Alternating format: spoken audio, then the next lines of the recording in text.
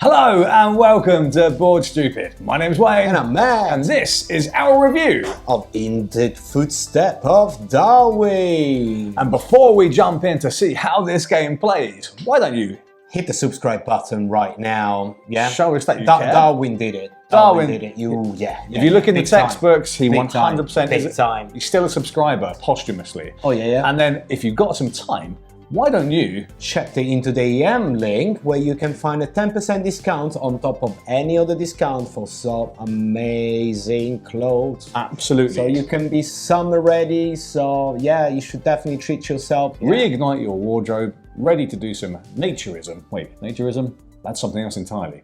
Let's find out how this game plays.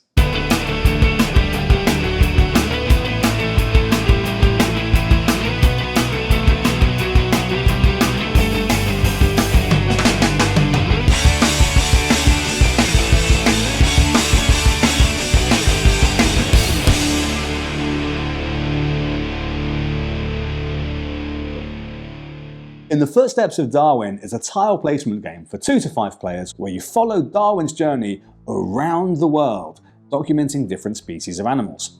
It plays in 20 to 30 minutes, is designed by Gregory Girard, Matthew Verdier, and is published by Hachette Games UK via Sorry We Are French. Your turn consists of these steps. You take a tile from one of the 3 that are facing the boat and you put it on your player board. You then move the boat a number of spaces equal to the tile that you've taken. I've taken the second tile, therefore I move the boat around the world 2 spaces. Once you've placed the tile, you'll get any rewards that are displayed on it, and if you've completed a row or a column, you'll get to publish a book. This is a bonus tile which will give you 5 points at the end of the game for every time you complete a row or a column. Alternatively, if you stack a tile, i.e. place a tile on top of one that's of the same type and location, you get to publish a theory. The theories are additional ways of scoring points in the game, and you take them from the open market or you take them blind from the stack. Some tiles also give you ways to move the boat in additional ways or different ways to score points. The game ends when all the tiles have been taken and placed, and the person with the most points at the end is the winner. So Matt, I really love how this game plays. I mean, I didn't mention it in the intro, but this is the runner-up for the Spiel des Jahres 2024. So this already should tell you that this game is quite good. It has a level, a standard level of quality that you would expect. And just in terms of that, it's such a smooth game design. I mean, as we've already seen, you take a tile, you place it, and then you move the boat. Yeah. And it's very simple as we saw it. At the same time, it's very rewarding. Yeah. It's one of those relaxing games. It's real chill. Yeah. It has a really minor amount of tension because, you know, if I take the tile that you might want, or if I maybe move the boat not quite as far as you need in order to get the tile that you want, that adds a very sort of a gentle, a soupçon.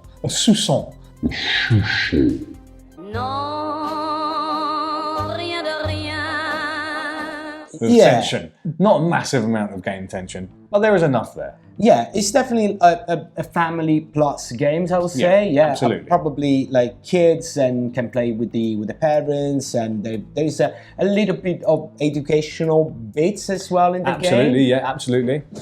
Some of the things else that I really like is, I think you pointed it out when we were doing our head-to-head video, which you can check out up here, when we were looking at all of the Spiel des Jahres winners, nominees, sorry, is that I love how the scoring is different every single time you play it. And I think this is the key, I suppose, interesting, innovation, exciting thing about this game. Yeah, it gives a freshness to every gameplay. So you're gonna start the games not really thinking about, oh, I'm gonna use this or that tactics, because that is gonna depend on basically on what scoring you're gonna get. Because you can try to point all your fishes on a certain strategy, but then if you don't get the scoring that will let you finalize that tactics, well, you can't really do much about it. Kind of waste of time.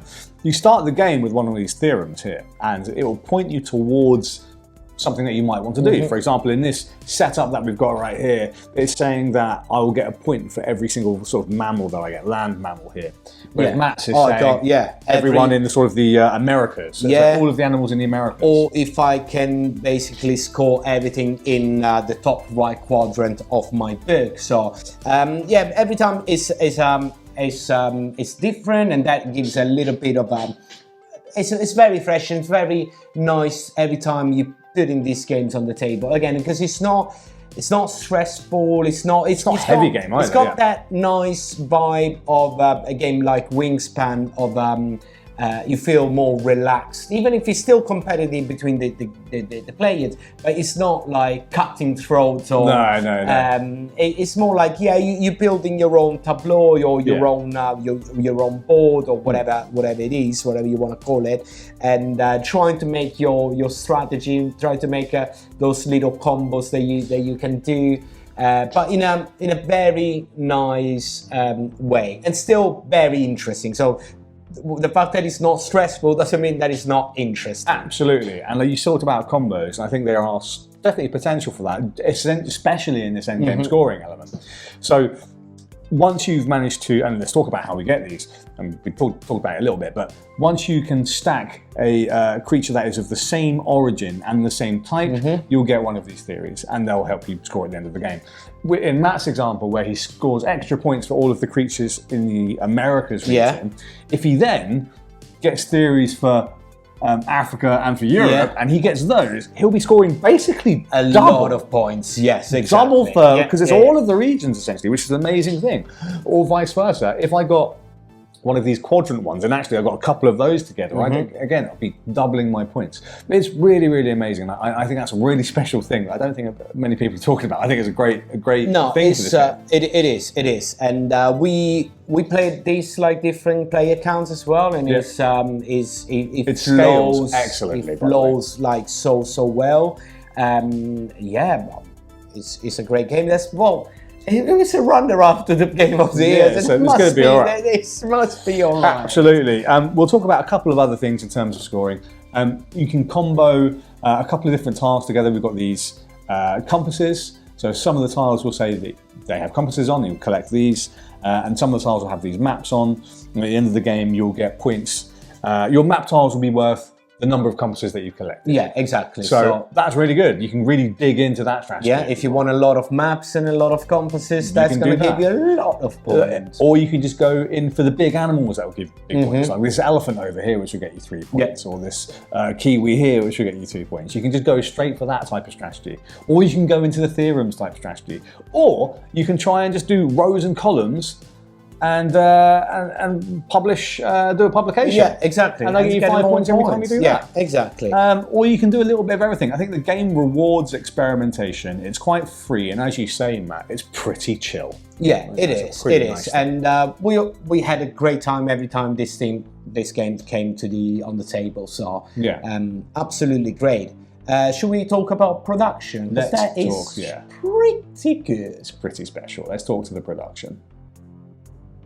So, Matt, I think the production of this game is pretty great. I love it. I simply love it. Yeah. Starting from components-wise, everything is the very thick cardboard that we really like. Everything from the tiles to the scoring to the smaller pieces is very, very nice. So, chunky pieces. They didn't went for the cheap stuff, and we're pretty happy about it. The little board meeple is pretty cute. Double screen printed. Yeah, nothing double special, but it's nice. It's pretty nice. But where these games, in terms of like the proper production, come to shine, is at 2 points. First of all, is all the artwork. The artwork is beautiful, lovely. Everything from the single really tiles to the actual boards. Everything is this kind of like cartoony, but realistic cartoony, but in a very almost like a watercolor, or like a notebook, like Darwin would have drawn in his notebooks, right? And on the notebooks, and my favorite things is definitely the player boards. So the player boards, you can see here, you got all your squares where you put in stuff with all these nice things. However, this is a nice It's literally like a notebook, right? It's a notebook about it's amazing. Each About player, the animals, right? I absolutely adore this kind of like touches that the designer create or the artist create for this It's wonderful, kind of games. right? It leans into the theme because you've got your player board, but it's not a player board. It's your notebook. And what you're collecting isn't tiles. These are your drawings and sketches and your notes about the animals. And now that I'm looking at it, like, look, the box is pretty nice, and you've got this beautiful all the sketches inside, Darwinian type sketches on the back. Yeah, it's the production and artwork is out of scale. It's absolutely top notch. Yeah, I mean, even as much as the rulebook, which we'll have and we'll show off here, it's sort of uncoated paper. Yeah, it's which is nice. It's a really nice feel. It feels classical. Yeah, it feels classic, and it's not even. There's no staples. It's thread bound. Yeah, I think which is lovely. Is it probably a lot of recycling elements, recycled elements it's just as well. Beautiful. So, and more than that as well. Sorry, Matt. Yeah, no, exactly. I was going to point at that things as well. Because we talked about it earlier about the educational piece. Yes, please. The game comes with an appendix book with all the information about every single animal that is inside the game, and all the information about Darwin. So for each page you will have all the animals that again amazing. If you're playing with your family, with your kids, you can sit down and go through each one of the tiles every time that Let's go find it in the book and talk about it. I think this is really nice because again, family plus, but in the perfect way. Yeah. It's a game that experienced board gamers will enjoy for its like flaws and how easy it is and how rewarding still the game is, even being simpler. Yes. In terms of like rules, so there's not much like that you need to.